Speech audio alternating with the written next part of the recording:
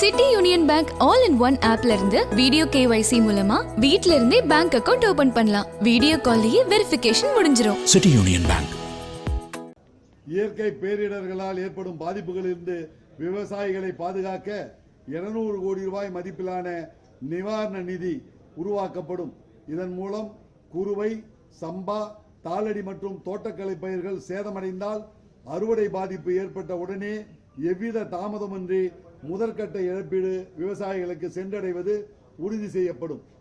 புதுச்சேரி மக்கள் அனைவருக்கும் சத்தான உணவு போன்ற அடிப்படை வசதிகள் கிடைப்பதை நாங்கள் உறுதி செய்வோம். இதற்காக மக்கள் எளிதில் அணுகக்கூடிய வகையில் மலிவு விலையில் உணவு வழங்கும் 30 அடல் உணவகங்கள், அதாவது அடல் பிகாரி வாஜ்பேயின் நினைவாக அடல் உணவகம் நிறுவப்படும். இந்த உணவகங்கள் அனைத்தும் பெண்களால் நடத்தப்படும். சுய உதவி குழுக்களின் மூலம் நிர்வகிக்கப்படும். இதன் மூலம் பொதுமக்களுக்கு மிக குறைந்த விலையில் தரமான உணவு கிடைப்பதோடு மட்டுமல்லாமல் நமது பெண் தொழில் முனைவோரின் பொருளாதார முன்னேற்றமும் உறுதி செய்யப்படும். லிங்காரெட்டிப்பாளையத்தில் உள்ள பாண்டிச்சேரி கூட்டுறவு சர்க்கரை ஆலை மற்றும் அரியூரில் உள்ள நியூ ஒரைசான் சர்க்கரை ஆலை ஆகியவற்றை பொது தனியார் கூட்டாண்மை மேலும் மீண்டும் செயல்பாட்டிற்கு கொண்டு வருவோம். இந்த ஆலைகளை நவீன காலத்திற்கு ஏற்ப எத்தனால் மற்றும் சர்க்கரை உற்பத்தி மையங்களாக மாற்றுவோம். இதன் மூலம் தொழிலாளர்களின் வேலை வாய்ப்பு உறுதி செய்யப்படுவதோடு மட்டுமல்லாமல் விவசாயிகளின் வருமானமும் உயரும் என்பதை நாங்கள் தெரிவித்துக் கொள்கிறோம். புதுச்சேரி யூனியன் பிரதேசத்தின் ஒவ்வொரு மாவட்டத்திலும் முழுமையான வளர்ச்சியை உறுதி செய்வோம். இதற்காக ஒவ்வொரு பஞ்சாயத்திற்கும் நம்ம ஊர் பட்ஜெட் என்ற திட்டத்தின் கீழ் 5 லட்சம் சிறப்பு நிதியாக வழங்கப்படும். அத்துடன் சிறப்பாக செயல்படும் பஞ்சாயத்துகளை ஊக்குவிக்கும் வகையில் கூடுதலாக 5 லட்சம் ஊக்கத்தொகை வழங்கப்படும்.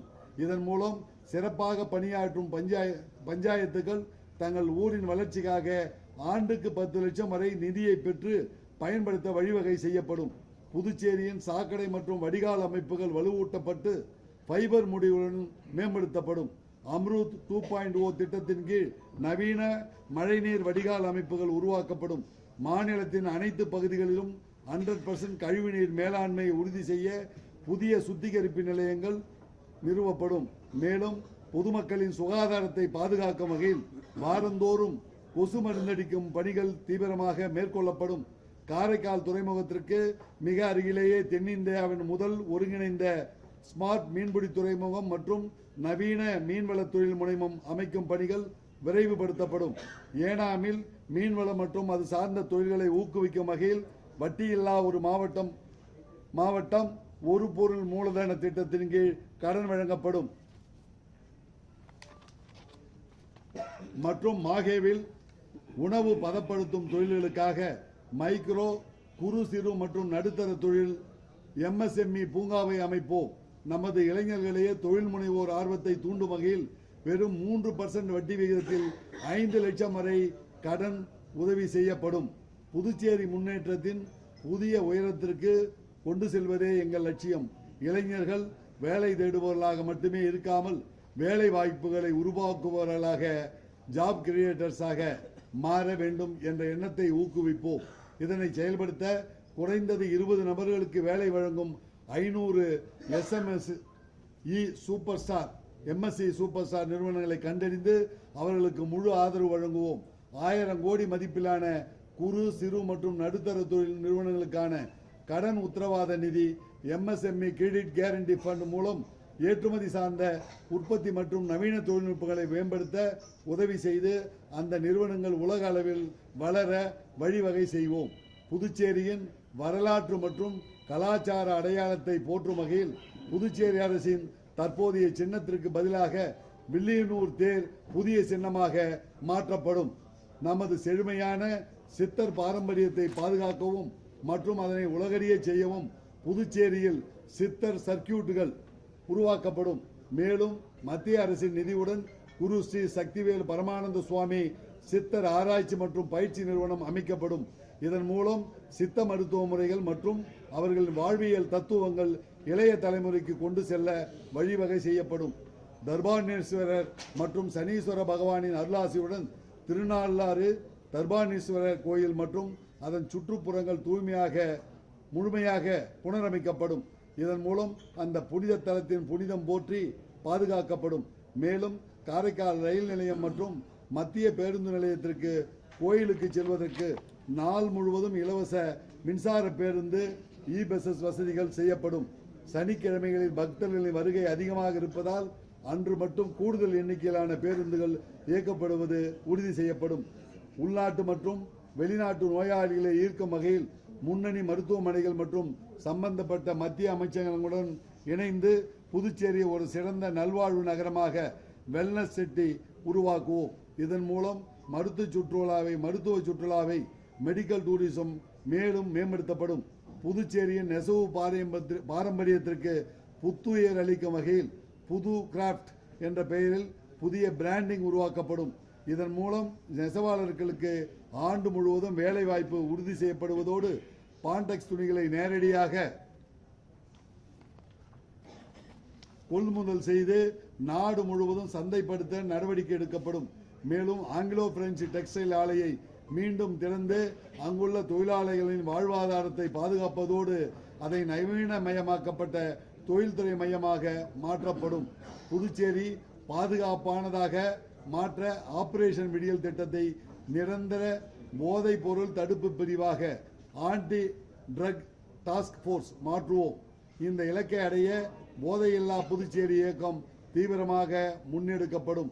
போதைப் பொருள் விற்பனை குறித்து தகவல் அளிக்கும் பொதுமக்களுக்கு ஊக்கத்தொகை வழங்கப்படும்.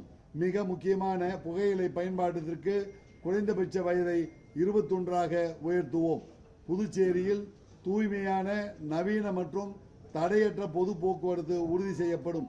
இதற்காக மத்திய அரசின் PM பஸ் சேவா திட்டத்தின் கீழ் அதிக நெரிசல் மிக்க வழித்தடங்களில் புதிய மின்சார பேருந்துகள் அறிமுகப்படுத்தப்படுவதுடன் யூனியன் பிரதேசம் முழுவதும் 100% பேருந்து சேவை உறுதி செய்யப்படும். மேலும் தற்போதுள்ள பேருந்து பணிமனைகள் மின்சார சார்ஜிங் செய்வதில் வசதிகள், டிஜிட்டல் பயணச்சீட்டு முறை மற்றும் மேம்படுத்தப்பட்ட பயணிகள் வசதியுடன் நவீனமயமாக்கப்படும். மத்திய அரசுடன் இணைந்து புதுச்சேரியின் ரயில்வே கட்டமைப்பு முற்றிலும் நவீனமயமாக்கப்படும்.